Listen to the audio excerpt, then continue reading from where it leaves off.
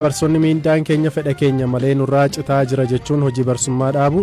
Isaan immoo hojii torbaffaan kun sila nurraan kutamu ture karaa jettis biyya xumurameera hojii kan akka nurraan kunne nanulee iyyannoo galchina jirra sanumirraan darbanii immoo kan hojii torbaffaa mallattoo kennaalaa nurraa kutame jechuudha hojii torbaffaa kana. Jaarmiyaaleen mirga namoomaa falma lixa Tigraay keessatti yakki ajjeechaa fi dhalatoota Tigraay irratti kan raawwate yakka waraanaan qixa jechuu isaanis isinitti himna kan isiniif dhiyeessu Anzaalaa Lamtaaddesaati. Miseensonni Koongirensii Ameerikaa Itoophiyaa Eertiraa fi namoota waraana kaaba Itoophiyaa keessatti dhalate waliin wal qabsiisee miidhaawwan qaqqabaniif itti gaafatamoo ta'an irra wixinee seeraa qoqqobbii kaa'essuu dandeessuu dhiyeessanii ture. Wixineen seeraa kun adeemsa garaagaraa keessa darbee seneetii bira ga'ee jira. Tibbana garuu miidiyaaleen biyya keessaa fi kaan wixineen kun yeroof dhaabbatee jira jechuun gabaasaa jiru. Wixineen seeraa kun yoo hojiirra oole warreen waraanicha keessatti hirmaatan dirqamanis gara mariitti akka dhufan taasisa jedhamee yaadamus lammiilee Itoophiyaa irratti garuu dhiibbaa uumuu qaba jedhanii kan yaadan jiru. Dhimma wixinee seeraa kana irratti hirmaataa kan turtee fi hooggantuu garee advokeesii oolaa seenaa jimjimoo wixineen seeraa kun dhaabbachuu hin danda'u jetti. Seera irratti hin danda'u. Wixinee kana kan baasee jedhee chaarmanii fi raankii memberiidha ka gara koongiresiitillee ka gara sanatiillee kan baasee jedhe. Wixinee kana ammoo nama koongiresii hedduutu irratti isaan godhe otoo nuun hin mari'atin warra dhimma kanarratti dalage otoo warra kana jalqaba dhiyeesseen hin dubbatin warri dhiyeesse sun ammoo deebi'eetiin warra kana qarqaaretti hin dubbatin wixinee kana hin dhaabani maaltu jijjiiramee dhaabamuu danda'a gaaffiin guddaan akka ta'uu qabu waan akka yaada kiyyaa maalirratti hundeeffamnee dubbii kana dubbataa jirra. What is the source? What is the source? Akkuma amma jedhee koongiresiin torbaan har'aa rakkoo meeqa keessa dabree wixinee kana dabarsee jedhe har'a ammoo maaltu jijjiirameetii wixinee kana dhaaba. So mootummaan ka gaafachuu qabdan akka ilaalcha kiyyaa dubbii akkanaa kijiba akkanaa uumuun maaf barbaachise? Kijibni kun ammoo maalii fi yeroo kanatti uumame kaayyoon isaa maalidha? Yoo dubbiin kun kijiba ka ta'u ka beeku ammoo mootummaan dhiifama ni gaafata because akka margaa jirutti miidiyaan hunduu gabaasutti jira. Kara seeratti akkuma sin jedhe kara seeraatti illee kara akkanumaan iyyuu haala jijjiirama lafarra jirutti illee wanni jijjiirame tokko hin jiru jechuu barbaadettini. Dubbii himaan Itiyoo Ameerikaa Siivil Kaawunsil obbo Amsaaluu Kaasan wixinee HR 66 duwwaa irratti kaleessa manneen maree US lameen karaa koree dhimma alaa waan kaawunsiliin keenya dubbataa ture dhaggeeffachuun yeroo ammaa Itiyoophiyaa keessa fooyya'insi waan jiruuf wixinee kana fudhannee gara sagalee kennuutti yoo ceene adeemsa nageenya buusuu jalqabame walxaxaa taasisuu danda'a jechuun yeroodhaaf akka sagaleen irratti hin kennamneef tursifamuu nutti himaniiru jedhan. Haa ta'u malee gama ministeera dhimma alaa Ameerikaanis ta'e qaama walabaa biraan maal irra akka jiru BBC'n mirkaneeffachuu hin dandeenye.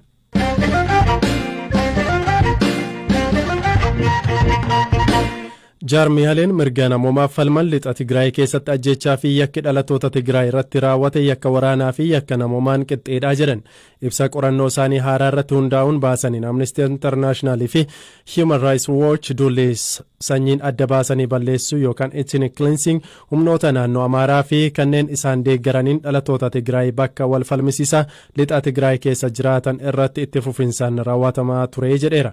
Dhaabonni kunneen humni nageenyaa eegsuuf gamtaa Afrikaan hoogganamu lixa Tigraayitti akka bobbaafamu gaafatan.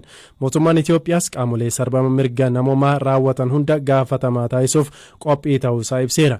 Dhaaboti kunneen qorannoo ji'oota 15f adeemsisaniin booda ibsa baasan ilaalchisee Amnestiitti qorataa gaanfa Afrikaa obbo Fissaa Takileen BBC'tti dubbataniiru. Firaa'ol Balaay gabaasa qabdi.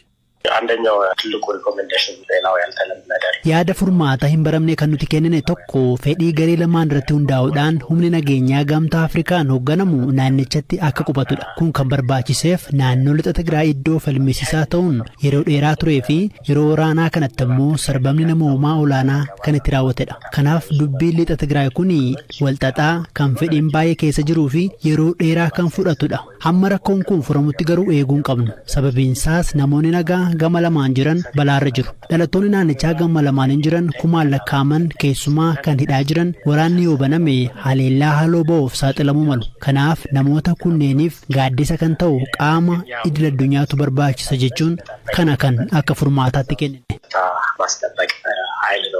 Humnoonni naannoo Amaaraa hirmaannaa raayyaa ittisa biyyaa dabalatanii dhalattoota Tigraay kumoota hedduun lakkaa'aman tooftaan qe'ee isaaniirraa godaansisaniiru, seera ala ajjeesaniiru, haleellaa saalaa irraan gahaniiru, jumlaan hidhaniiru deeggarsa namoomaas dhorkaniiru jedha gabaasichi. Gareewwanii fi dhalattoonni naannoo Tigraay naannichatti saba dhabamsiisuu yookiin ethnic cleansing osoo hin taane duguuggaa sanyiitu raawwate jedhu isin kanarratti maal jettu jechuun obbo Fissahaa gaafannee turre. አካባቢውን ከአንድ ብሔር የማስዳት አይነት ነገር እንደሆነ ነው እንጂ naannichatti sabaan qoodanii dhabamsiisuun raawwataa ture malee sanyii duguuguun jiraachuu odeeffannoon keenya hin agarsiisu. Kana jechuun garuu guutummaan guutuutti hin jiru jechuu hin dandeenyu. Qorannoo iddichatti argamuun hojjetamutu kana mirkaneessa. Nuti odeeffannoo qabnu qofadha. Gochaan kun sabaan qoodanii dhabamsiisuudha kan jenne.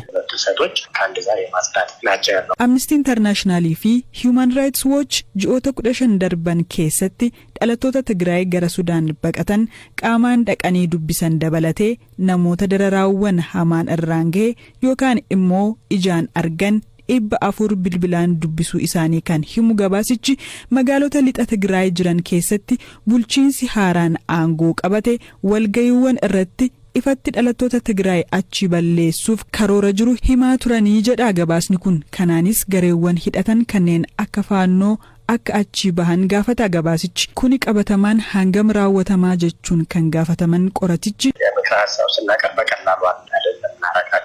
Yaada furmaataa akkanaa gaafa kenninu akkasumaan miti. Yaadni akkasii kun kan nuti irratti ejjennoo hin fudhanne ta'anillee haala jiruurraan kan ka'e garee faannoo jedhamuu fi kaanillee naannoo sanatti sarbama mirga raawwataniin lixa Tigraay yoo turan dhalattoota Tigraay keessumaa kanneen hidhaa jiran irraan balaa geessisuu waan danda'aniif.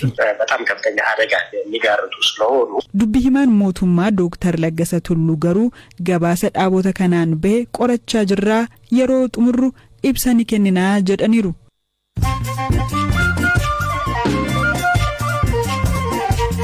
Oduu gabaabseen ammoo sinitti hooggantoonni biyyoota lixaa roobii har'aa eegalee qoqqobbiiwwan haaraa dabalataa Raashiyaa irra kaa'uuf akka jiran Ameerikaan beeksifte. Qoqqobbiin miilanaa dhaabbilee daldalaa mootummaa Raashiyaa aangawoota mootummaa fi abbootii qabeenya mootummaan hidhata qaban irratti xiyyeeffata jettee dubbii himtuu White House Jeen Saaki. Dhiyeessaan elektirikii Keeniyaa hanna dhangala'aa tiraansfoormerii irratti raawwatuun ji'atti $1 miiliyoonaan lakkaa'amuu dhabaa jira jedhe. Dhangala'aa kana warri haatan zayita nyaataaf akka oolutti haa gurguran iyyuu malee rakkoo fayyaa akka fidu ogeessonni ni himu.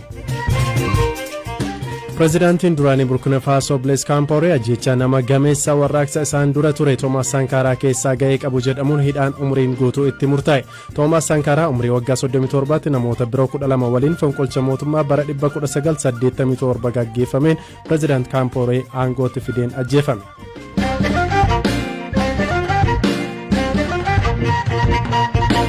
Godina Booranaa aanaa Mooyaleetti miindaan keenya fedha keenya malee nurraa cite jechuun barsiisonni ergaa daree galanii barsiisuu dhaabanii guyyaa sadaffaarra jiraachuu himan. Barsiisonni BBC'n dubbise akka jedhanitti deeggarsa raayyaa ittisa biyyaaf qajeelfama kennameen miindaa keenyarraa 50% citaa turus amma eeyyama keenya malee gara 100% guddisuun kutaa jiru jedhan. Qondaalli mootummaanichaa dubbisni ammoo hojii barsiisuu dhaabuun isaanii yakkaa jedhaniiru. Sadaffaa keessa kan kutam jedhame akka qajeelfama gubbaa gabbu'etti parsentii 50 akka kutam raayyaa ittisa biyyaatu kutame jechuudha. Kana ammoo nu barsiisonni akka mana barumsaa keenyaatti isaan yaada kan nu dhiyeessan akka nu farramne galchinu nu gaafatanii nu immoo isin hin galchinu nu parsentii sun ofirraa kennuuf mannummaan harka kennaan akkaawuntii raayyaa ittisa biyyaa fuunee akkasii galchina malee minda kenna faayinaansiitiin kutamu inni waggaa darbii akkasumas galchaa turre waan ta'eef kanan kun inni dinne parsentii 50 akka jedhamu sullee immoo dhiisanii parsentii 100 kutan humnaan jechuudha nu farramin jechuudha. Isaan amma walitti dhufaan ji'a 10 taa'aa jedhanii akkasitti ofumaa isaaniitti farramanii ofumaan kutan jechuudha. Amma kanaafuu nu yeroo sunitti laftiileen komaan postiidha manni murtiilee hin hojjetu maali yaanii seerillee daanga'ee maali yaanii waan kana sodaachisa baay'ee sodaachisan akkasitti nambisanii. Kan ammoo nu falmachaa turre ji'a sadaffaa jalqabamni ji'a jaafaa amma jiru kana jechuudha. Ji'a jaafaa kun immoo erga xumurameen booda raayyaan ittisa biyyaalleen meeseejii ergite birriin isin galchaa turtan yaga'e waan ta'eef kanaan boodingaa galatoomatte meeseejii risiiti goote jirti. Isaan immoo ji'i torbaffaan kun sila nurraan kutamu ture karaa jattis biyya xumurameera ji'i kan akka nurraan kunne nanulee iyyannu galchina jirra sanumirraan darbanii immoo kan ji'i torbaffaa mallattoo keenyaala nurraa kutan jechuudha ji'i torbaffaa kanatti. Barsiisaa biraan mana barumsaa qophaa'inaa 60 alii akka barsiisanii man dubbisne fedha keenyaan deeggarsa raayyaa ittisa biyyaaf 150 miindaa keenyarraa gumaachaa turrus amma fedha keenya malee gara 100tti guddisuun miindaa keenyarraa muranii jedhan. Raayyaa ittisa biyyaatii fi miindaa kutaan hojjanii akkuma seerumaan nu gaafatanii san gaafannaan wal mari'annee parsantii 20 yookaan 30 kun jettu wal dhageenya beektaa barsoota. Hingaa dabalaa jennaan ammallee parsantii 50 kun mallatteessinee galchine parsantii 50 ka galchine xiqqoo dhaabbatanii odoo torbaanuun gahine parsantii 100 malee ta'uu jaanii ofuma kutuu seena. Itti gaafsan kumaandi poostiidha iyyannaanis nama nu dhaga'uun argine kumaandi poostichi irraa nuti iyyanne hoogganaa waraanaa seera ala sirraa kutan malee inni keessan isinii deebi'u malee isinis deebi'aa waan jettu waadan seene. Eegas kaabinoota wal agarraan illee jijjiiramee lakki akka aanaatti labsame waan kun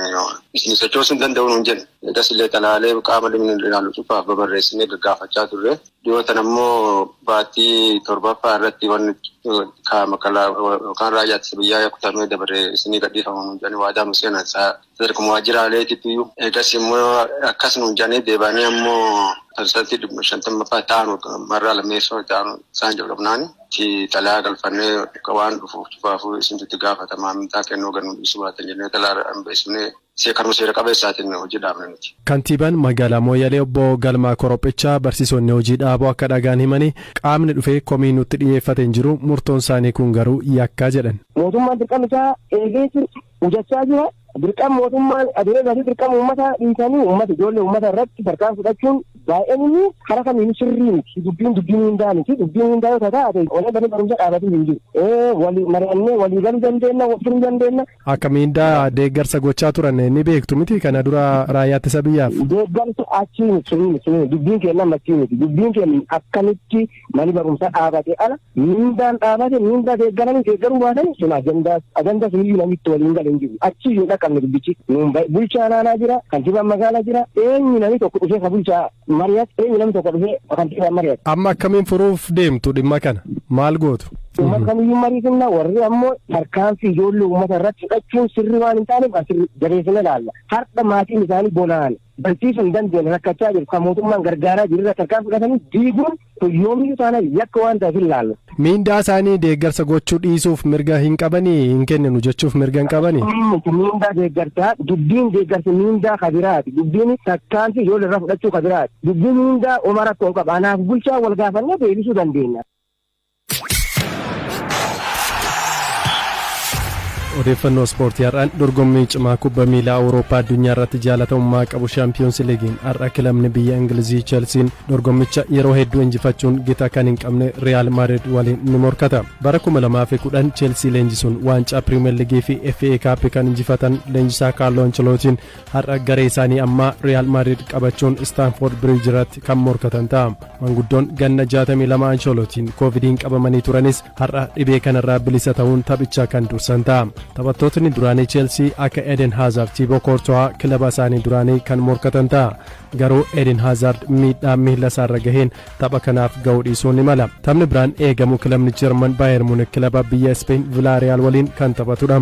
Tapha kana Muunik ni injifata jedhamee tilmaamni guddaan kennameeraafi. Kaleessa galgala Manchester Cityin Atletico Madrid waliin taphatee galchii Kevin De Bruyne 1-0 injifate. Liverpool ammoo Benfica 3-1 injifateera.